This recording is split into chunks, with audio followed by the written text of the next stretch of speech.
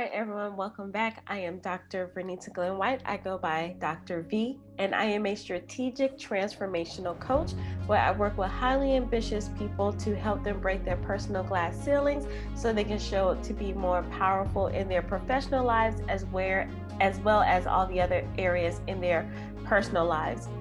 I believe that we all have brilliance inside of us, and it's my job to help you embrace your brilliance so that you can share your gifts and talents with the world so that the world can be a better place.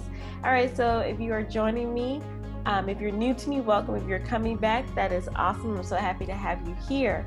We've been talking about embracing brilliant, a few things, right?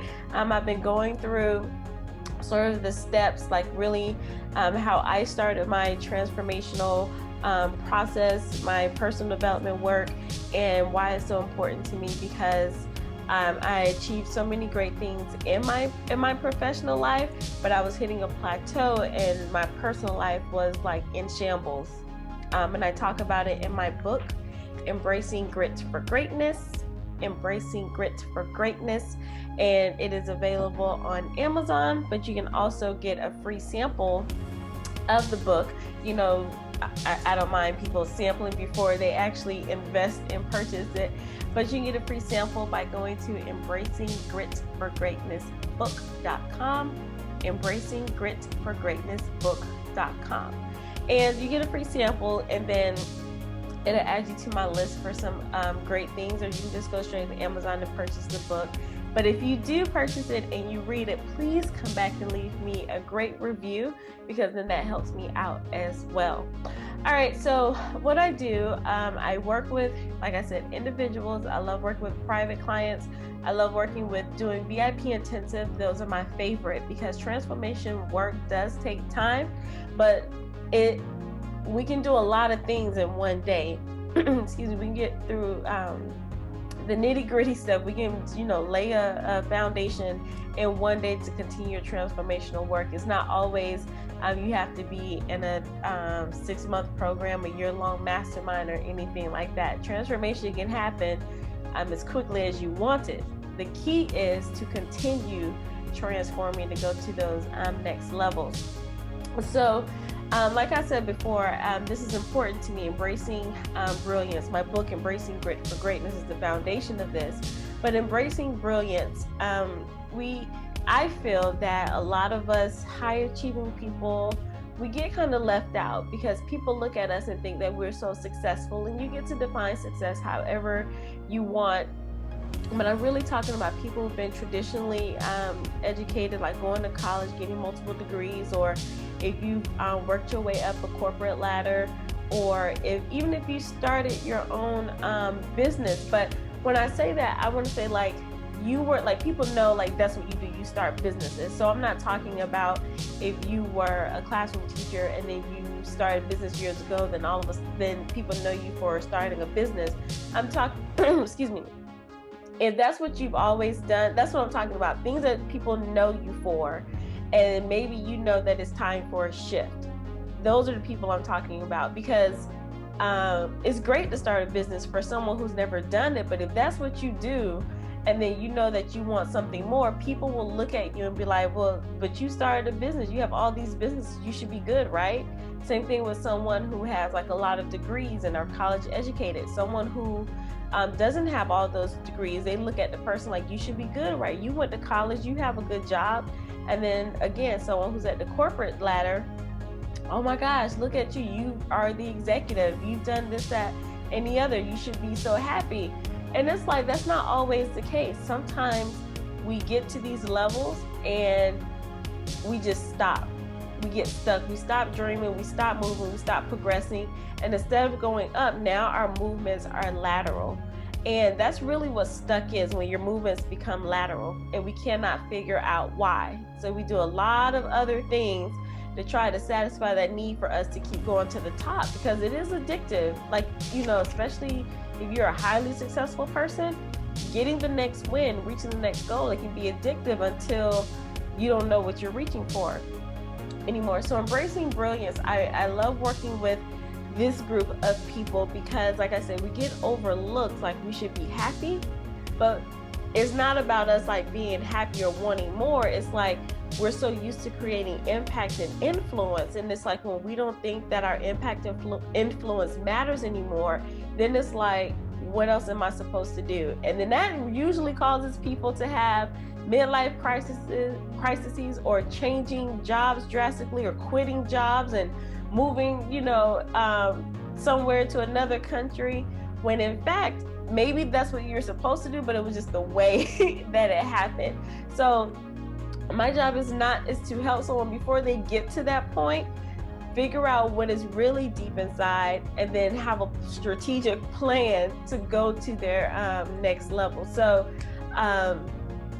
and what also drove me to really doing the movement of embracing brilliance, and we'll get into what I want to talk about today. I read this story in a book where this ophthalmologist, I think I'm saying it right, the eye doctor, like the one who does the surgery and stuff on the eye. And he was very successful. He had his own practice. And when I say successful, he was successful in terms of what society deems as successful. He made a lot of money. He had this prestigious private clinic, and was generating like $500,000 to $1 million a year or something like that. And all of a sudden, he just closed down his practice, didn't really give people warnings. I'm pretty sure he made sure they were okay or whatever, and went traveling around the world. And it was abrupt. And in the book, and this was like a business book, so this was a real person. And when the someone who knew him, he was like, I felt empty. I felt lost. Like I needed to do something more fulfilling. So him traveling around the world and really discovering who he was, because he had worked so hard to get to that point. Because you become a specialized doctor, you have your regular school, you got your bachelor's degree, then you go to medical school, then you got to go to specialty school, and then all the hours that he had to spend to build up that private practice, because he could have went to go work for someone else, but he wanted to build up his own thing. And then he just kind of snapped and was like, this is it. And then it's interesting, people could look at him like, oh man, that's crazy, you would give that up. But if you don't feel right on the inside, and if you are feeling like you are lost and you don't serve a true purpose that's connected with yourself, it doesn't matter the clients, the money, the business, the community youth groups, it can be whatever. If you know that it's time for you to go to another level, what you currently do is not enough. And I was like that. Like I didn't close down a multi-million-dollar practice or anything, but I had reached a certain level in my career before I was 40, and it was like, is this it? I don't have any children at the time of this recording, but I still lived a good life. I have friends, family, I'm involved in organizations. I did great things in my career. I have a couple of businesses going on that I'm venturing out to do.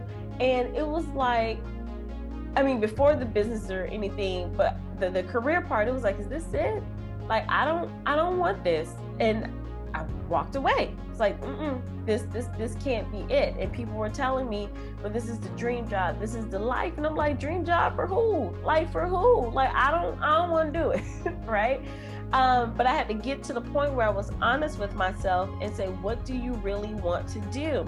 And it's not that I wasn't meant to be a K-12 mathematics teacher. It wasn't meant that I wasn't supposed to be a college professor or anything like that. It wasn't meant that I wasn't supposed to be working at these youth groups or anything. But it was just like your time and season is over for that. And I think a lot of us who are high achievers, we can let go a lot of things, but a lot of our identity is built and entangled with our professional lives, our careers, our degrees, our positions, our titles.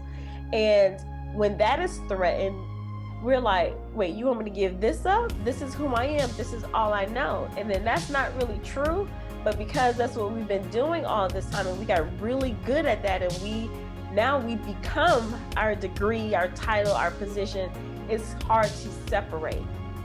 And I still believe that you can still be the CEO or the professor, the doctor, the lawyer, even the homemaker, or whatever you currently do, I still believe you can do that. Embrace your brilliance, and then do an extension of yourself. And for some, that means you need to leave careers, and then some that means you just need to do it and use that skill set and move into a different direction. Like, we are not our position, degrees, titles, and things like that, but we do have a skill set that's connected to our gifts and our calling for us to go bigger. And if it calls for you to leave that high-powered job, you have to trust and know that you will be okay. A lot of us don't make the shift because we haven't planned and thought out, or we stopped allowing ourselves to dream. So that's what I want to talk to you today about, embracing a brilliant life plan. All right, embracing a brilliant life plan. So when I started this personal development journey, reading a lot of books, listening to a lot of motivational speakers.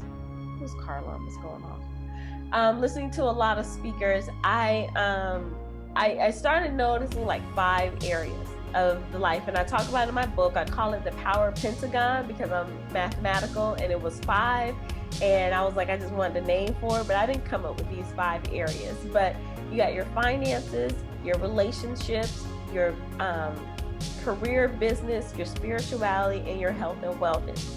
A lot of times we look at life and career or personal and professional, and that's it.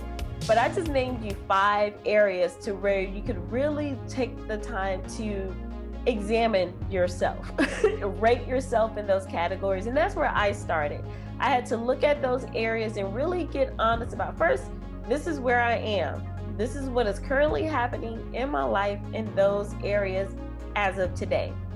And then after that, I had to start thinking about, is this it? Do I really want it? Do I really want this? Or what do I really want for myself in these areas? A lot of times we don't really sit down and do this. The only time we do this is really when it's planning to go to college. Like after high school, we knew we were going to college, or we knew we were going to go get some kind of additional trade, or we knew what we were going to do, like whatever we were going to major in. We knew what we were going to do when we graduated. We planned the type of job that we wanted to have. Or even if you weren't so meticulous at planning it, you had an idea of what you wanted to do and where you wanted to go, right? So we do that professionally. Oh, and then when we get the job, and it's like, okay, we come in at the entry level, but we see a path, and it's like, okay, I want to go do that. And then we continue on the path and the process, right? But then after we reach that certain goal, then something happens. We get comfortable, the position may be good, the money may be good, the notoriety, because sometimes you can be in a position that doesn't pay a lot, but you like the status and the atmosphere that's around you. And then we get comfortable. And then life goes on, and then we're like, why are we stuck? The reason is because we stopped dreaming. And we stopped looking at those areas in our lives. We may look at our family, we look at our career, and then we probably look at finances, but we only look at finances from a point of like paying bills or saving for retirement. And that's it. And we forget that we were created to do more than the mundane things of life. Now, if that's what you want to do, if you are happy with just going to work, coming home, spend a little time with your family, going to sleep and doing it all over again, then I'm not talking to you. That is great. I wish you well. But I know a lot of us we do that, and it feels good for a little bit, but then we start feeling this tug. But then we quiet down that tug because we don't want to look like we're not happy, or that we're greedy, or we're not content. You can be content and grateful for where you are and still want more. I don't know why that's turned into a bad thing, like we're greedy people, or that we should just stick with the status quo. Because if you're a go-getter, you have ambition in you, and ambition is only going to stay quiet for so long. But it's interesting how people admire your ambition as long as you stay in a certain lane. So for me, I was a classroom teacher. I wanted to be the U.S. Secretary of Education at one point. But even as a classroom teacher, I worked my way up to being an instructional coach. I worked my way to be at a district level. I worked my way of working with like superintendents and other high officials, and I got into certain rooms and things like that. And then I eventually went and got my doctorate degree, college professor, and I just kept going. And then when it was like I wanted more than that, then it was like, whoa, what are you doing? Because I want to do a different kind of shift. And my ambition was admired until it was out of the norm. So that's what I want to say. It's like, people don't say anything, that you keep wanting more in your success. But anytime you want like more, let's say more money, you want more influence, you want, better health, better spirituality connections. Whenever you want more of something like that, I hope I said that in one of the 5, but I'll get back to that. Then sometimes people look at you like, this is not what you're supposed to do. So we got to silence people, and then we got to silence ourselves, and then we have to get back to re-dreaming, right? So when I talk about building, embracing a brilliant life plan, I want to talk about like 12 areas of life. Like I talked about 5 of them, but I want to even expand that. So people can, there are 5 areas. Some people look at the 9 environments of life. Some people look at the 12 life book. I just pulled up 12 areas of life. And then once I discovered that, I was like, whoa, I can be a whole interesting person, right? So one, and some of them will overlap. I talked about relationships, friendships, adventures. So things that excite you, your environment. So that can be your physical space, your car, office, your digital space could be considered your environment. Your health and fitness, your intellectual life, your skills, your spiritual life, your career, your creative life, your family life, and then your community life. Again, there are different variations of that, but that gives you an overview of, wow, I need to be paying attention to all of these parts of me, and it's more than just life and career, or personal and professional. So what I like to do, and what I've done with clients, is I give them that, like, look at this whole list. And then it takes a minute for it to sink in, because it was like, I really haven't been living, right? And I do want to encourage you, because you've been doing some of these things subconsciously and you haven't put it in the category, right? So that's another thing, just being aware of what you already do. So they looked at the 12 areas, and it was like, wow, this is awesome. And then it can start to feel overwhelming. But what I do is like, go through and write something that you would love to do, or fill in the spaces underneath all of the categories, so you can start waking up something inside of you, right? So go through all of them, start filling in, like, what does your life look like? What do you want your life to look like in this area? Well, first go back and say, what are you currently doing in any of those areas, right? And you can start with the 5 if you want to. And I'll have them listed again. And then after you get comfortable with that, then you can go to the 12. So what are you currently doing? And then this is where it's the fun part. This is where sometimes why we get stuck and we're afraid to do this is overachievers. Allow yourself to dream. Allow yourself to dream 90 days out, 6 months out, 1 year out, 3 years out, 5 years out, 10 years out, and here's the big one, 20 years out. What?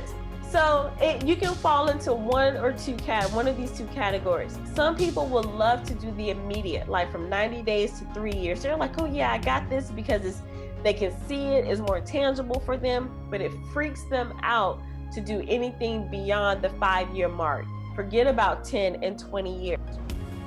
Or you may be the other person who you dream and dream and dream, and you're really good at doing the 20 and 10 year because you have no attachment to it, but it's those immediate that from 90 days to 5 years, you're like, I can't put anything down because I don't want to be too committed, right? So it depends on what it is. Like but I tend to fall into the immediate category. Like the immediate goals freak me out because it's like, oh my gosh, the pressure.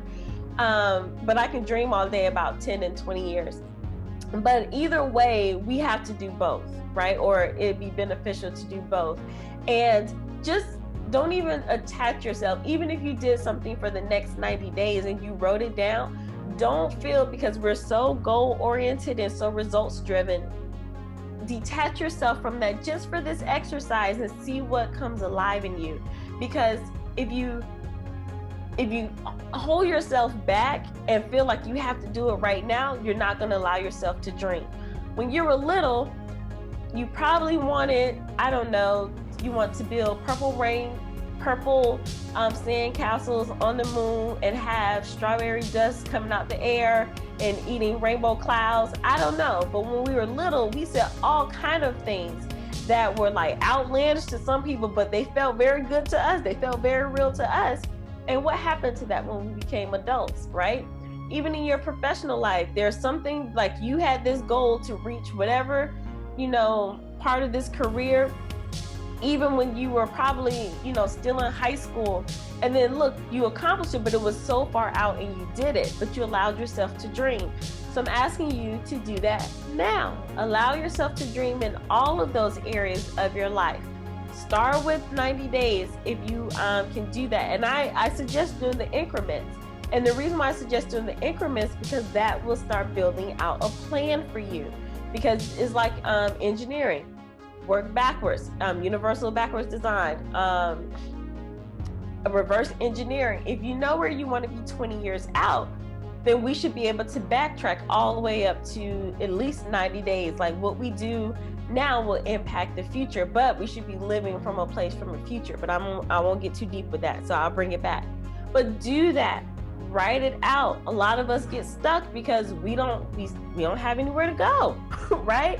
And it's like, we get in the car, we spend all the time getting in the car, we fill up the gas tank, check the liquid levels, the pressure, the tires, then we sit in there, car engine's on, and then it's like, we don't press gas because like, do I go left, right, or where are we going, right?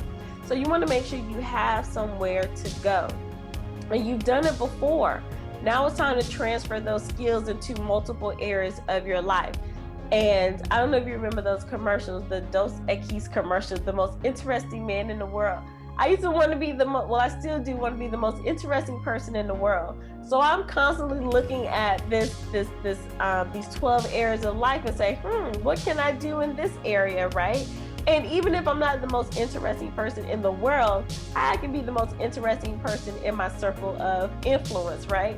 So I believe that if we all do that and really come alive and wake up that brilliance that's in us, then we get to work in harmony and create some amazing things, because you never know where life is going to lead you. And life can only lead us if we open up to it. And we've been so linear focused. A lot of us have been so linear focused on, maybe just a career or just certain small areas of our lives, like having a family, making sure the bills are paid. Maybe we do some things in the community, but maybe, only just a little bit. We do just enough, for us to make ourselves feel good, but we're not making the impact that we were meant to have. And not everyone is going to have millions of followers or be globally known or anything like that. But you have to think about your life as a drop in the, how do I want to say this? You have to think of yourself that everything that you do has a ripple effect. And you want to make sure those ripples are filled with positive vibes and influence and impact as much as possible, right? You never know, like, what a decision an idea that you have could save the lives of someone's grandchild. And it could be indirectly. We just never know. But this is the time to start embracing a brilliant life plan. You're not too old. You're not too young. Think about yourself way out in the future. Just dream. That's all I'm asking you to do. I'm not asking you to commit to anything. I'm not asking you to invest anything. I'm just asking, well, yes, I am. I'm asking you to invest time, to give yourself the gift of time and to give yourself the gift of dreaming again. You did it before. Now it's time to expand that and do it again. So I hope that was helpful for you. I'll make sure I have those 12 areas listed so that you can look at them again. And I would love to hear from you. Let me know what areas stood out for you. Let me know what you're working on. And if you're so bold, after you do the exercise, come back and share something that you see yourself between 90 days from now and all the way up to 20 years from now. You know, allow yourself to dream. And once you share with someone, they can start holding you accountable. So I want to hold you accountable, not to do the thing, but this is just step one, to just take action. Because if it stays in our head, it doesn't count, right? We have to get it out on pencil and paper. And there's a strong connection between the head and the heart when you write things out. I write a lot. I have a lot of journals that I'm writing in. And I wasn't a writer before, but I find myself that I love writing in journals, getting my thoughts out and getting my dreams out. And then your head is filled with so much and it needs to be emptied out, you know, every now and then. All right. So again, I would love to hear from you. Make sure you comment below and also make sure you subscribe, because if you've been watching all of these videos and you haven't subscribed yet, please make sure you do that, because I would love to have you join our brilliant community. All right. So I am Dr. V. Thank you so much for listening and watching with me and learning with me, because we are learning together. We're in this together. So remember this: to be well, be empowered, be bold, and be brilliant. Until next time. Bye.